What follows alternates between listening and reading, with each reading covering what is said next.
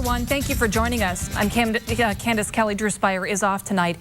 Happening right now, an emergency response is going on in Monroe Township, Wyoming County. There are some reports of an unspecified release from a natural gas dehydration station. Our Joe Holden joins us now live over the phone with the very latest information. Joe, what can you tell us? Hey, Candace, well, it's become very clear. Whatever it is not being shared with the media. An Eyewitness News producer just called Wyoming County 911 within the last minute. They transferred that producer to Luzerne County 911.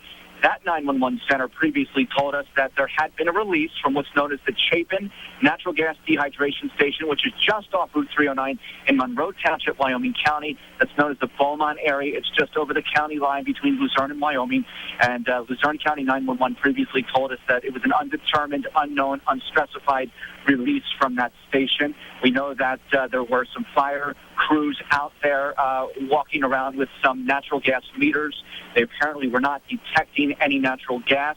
And we should add that 309 in that direct area, in the Beaumont area of Wyoming County, to our knowledge, is still closed at this point. This response has been ongoing now for an hour and 10 minutes. At times, some very frustrated fire chiefs could be heard over the scanner trying to piece together what it is they were dealing with, essentially begging for calls from what is known as PBR Partners, the owner of this facility out there in Monroe Township. We are trying to get to the scene. Traffic is very heavy, but as soon as we get more information and determine what is going on there, we'll bring it to you. We're live on the phone in Luzerne County. Joe Holden, Eyewitness News. Candace. All right, Joe, thank you.